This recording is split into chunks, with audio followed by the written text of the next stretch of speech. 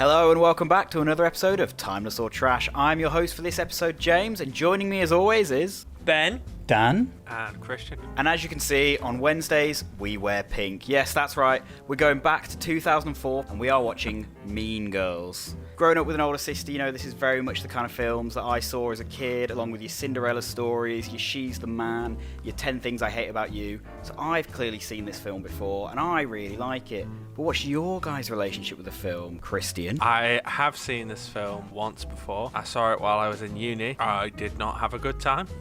Oh, not much of a fan of... Is it a romantic comedy? It's not a romantic comedy, is it? Not I don't really, know. no. It's a teen drama film, isn't it? It's a comedy. I was going to say, I'd say it's a teen comedy. Yeah, I'd say that's a good way of putting it. So I'm going to take the assumption from that Dan, you've not seen this film. I've not seen it. I'm vaguely aware of, like, it was sort of well received or surprised people at the time for being a bit clever with its humour, but I've not seen it. I don't know why we're all wearing pink. I have not got a clue. I've just gone along with it. It's nothing to do with the film, I just thought it would be fun. So there must be some reason why we're all wearing pink, so I'm excited to learn what that is. Other than that, I don't know anything. And Ben, before you let us know what you think of Mean Girls, why don't you stand up and give us a twirl, give us the full effect of your outfit. Well, today, everybody, I've gone for a skin tight, like the Bond outfit, very svelte, slight turtleneck, backless. Yeah. Just like Bond. Showing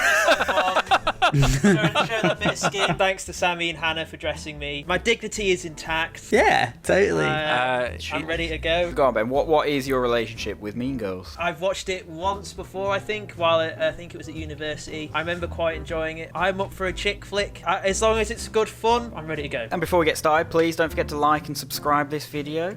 Please make it worth what Ben's put himself through for this video. It's got to be worth at least a like, maybe even a subscription. If you want to see me wear more strange clothes, or Christian put more weird things on his face, or any of us wear anything, stay tuned, like, comment, We'll do anything. We'll do anything. Right, let's go.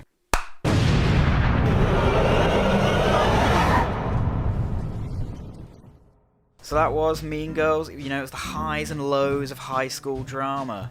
What did we all think? So many flashbacks to back in the day at school when I was in the plastics and all the backstabbing. You were definitely a mathlete. You weren't a plastic. I wasn't. I was the cool kid sitting in the back with thing the is, Ben, cool jacket on. You literally were Kevin G. I don't play it like Shaggy. You'll know it was me, because the next time you see her, she'll be like, Kevin G. Thank you, Kevin. That's enough. Actually, just Ben. Nah. I can rap. What can I say? I can spit, Spit bars. Do it now, freestyle. Absolutely not. I've put this on. That's enough for today. Honestly, like I said in the film, day one of me starting at the cinema, Ben handed me a little business card that said Ben Pie. Customer assistant, badass MC. Yeah, literally that. / sexual deviant. Yeah, it wasn't an intro. It's like, I legally have to give you this. Yeah. By law. By law, I have to tell you I'm a badass MC. What's that thing around your ankle, Ben? It's fashion. It's fetch. It's fetch, yes. What a fetch film. Just for the record, Ben is not a sexual deviant. Thanks. That we I'm know glad. of. Yeah, not proven anyway.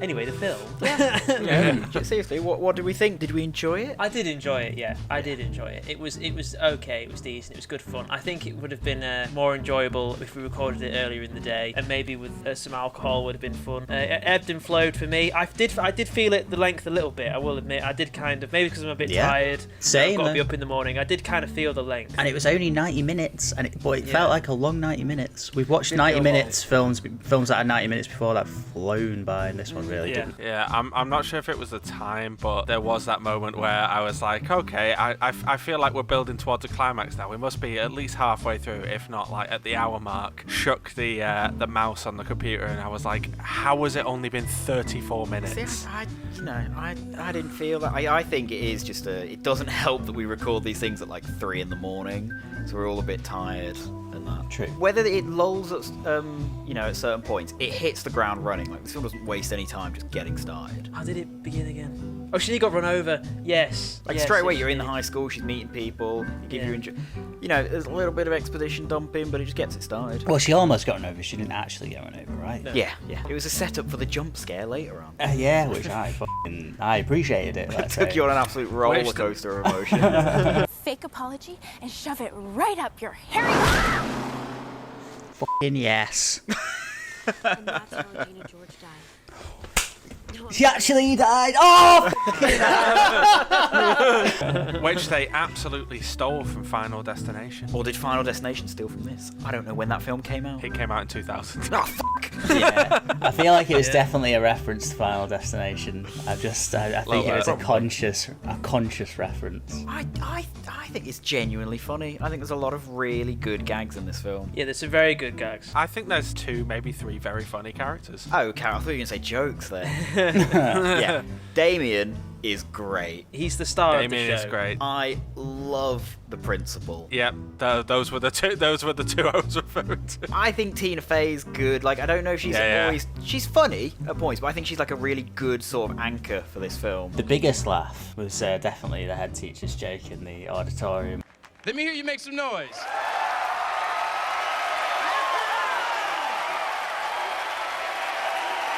All right, settle down. That was good. Like the look of sort of gradual disgust on his face. It's just really sold it. But then it was like the cherry on top was again Dave. It's like the 1-2 punch, then Damien comes in and just goes, "Don't look at me." to your face. Really good. Some really good stuff. Really great little one-liners. I remember saying in the chat before we watched it that I remember hearing that the humour was cleverer than expected, and there was something else kind of a bit more creative going on. Like there were those shots where it was like POV shots. Almost like Talking Heads. Yeah, it was kind of quite an interesting way of doing things. Little bits of directorial bits of flair here and there, which you wouldn't usually get if it was just, your average kind of teen comedy. I appreciated that. I think the best scene in the film, in terms of the directing style and the performance and the writing, is the Zoom call, is the phone call scene. Everybody's in the one take, sitting there in real time, doing the lines, waiting their moments. Everyone's doing the performance. That's a genuinely really good scene. I think that might be my favourite scene in the film. And now we know who we all are. I am Gretchen. I'm Lindsay. Katie Howard. That was Amanda Seyfried. Was I? Yeah. Christian's Regina George. Well, I could have told you that. Yeah. I mean, she was stood in the bottom of the corner eating literally a full loaf of bread with nothing on it. Oh my God. Which is something I've been known to do at least twice a day. Yeah, like watching it this time and like watching it and paying attention to it more, there's loads of like setups in this film early on. Like you mentioned with the whole fact of she almost gets run over by the bus and later on Regina does. There's loads of little things that it kind of sows the seeds for early on and then you get payoffs for. There's even Kevin G saying at the party that she throws that he only dates people of colour, and then at the end of the dance he swerves over and asks where she's from and she says she's Lebanese. And on his card it says he's a badass MC, and then he does a rap. I'm Kevin Apor. The G is silent when I sneak in your door. Make love to your woman on the bathroom floor. Exactly. But that brings me on to a really good point, Christian, because there's kind of like a fan theory in this. It's kind of like reading between the lines that because she's Lebanese, that's where the whole rumour comes from that she's lesbian. When they were younger, she said, I'm Lebanese. And they went, oh, I don't know what that means. That must mean lesbian. Because God forbid that there's an actual lesbian in the film, right? There's a gay guy. Well, I mean, fine, okay, but this is where the film kind of shows its age, I think, for me, is that, like, there's some use of some problematic words in there that haven't particularly aged well. And also, like, the character who was said to be a lesbian just turned out not to be, and it was just a bit Well, like... No, they never said she was a lesbian. It was that thing of just because she wanted to be friends with Regina George and Regina just made up this rumour that she's a lesbian. Yeah, I know, but it's kind of like the film couldn't really envisage a character like that, so... I will say that it is kind of weird that, like, you've got that nice moment at the dance at the end where everyone's, like, sort of paired off and everyone's having a dance, and Damien ends up just sort of wandering off and standing on his own. Oh, poor Damien. I wonder if he ever got his pink shirt back. And I want my pink shirt back! No. There was no payoff. Yeah, what happened to him, man? He missed the curfew because it was 1:10. What wrath did he face from his parents? I think that's a missed one. Like, that's a great line. That would have been so good if the whole scene had been done with like the car consistently just moving round that little cul-de-sac. I do think this is kind of what I took away from the film, is when Tina Fey wrote it. The film's about like girls being nice to each other. Yeah. That's kind of how I take away from the film. The culmination of that is Tina Fey herself literally showing all the girls saying who spoke about another girl behind their back, who's had them spoken about, Who's been personally victimised by Yeah. Regina George.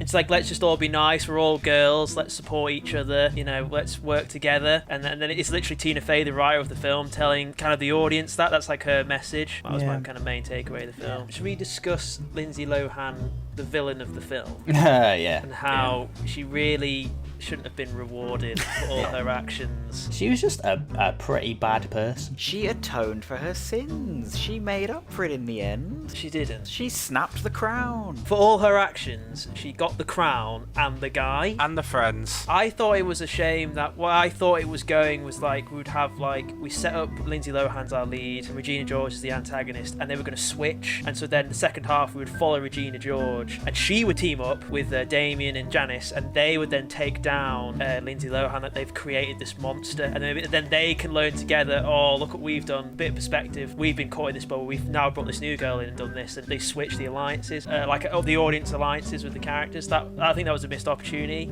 I also think it was strange that they just abandoned Gretchen like waking up to Regina. Like there's the whole bit where she's like, oh, we should stab Caesar.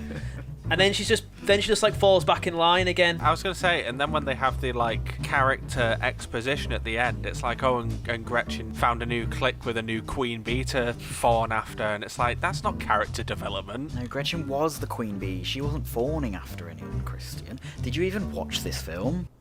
Kind of. I kind of wish they could have set that up a bit. I get what you're saying, but also at the end of the day, it's a teen comedy film, innit? It's not really meant to be that deep. It's super accurate to real life, you know? You've got the cliques, the boy drama, the coach is a nonce. Very strange. And that's sort of played for laughs, but that's, again, maybe stuff like that is like an early stage of actually bringing stuff like that to light so that people can go, wait a minute, this actually happens and it's actually not very good. Funny though, isn't it? Yeah, in Mean Girls, it's played for laughs. I'm probably overthinking like the themes of the film a little bit because I'm a bit of a wank, but you know, someone's got to be on this thing, right? Here's the question: what did we all think about the casting? Were there any outlying? Well, Tom York was in the movie. I mean, the weirdest. Why? I don't get it. I don't get what you're saying. The weirdest kind of association. When Tom York had that haircut.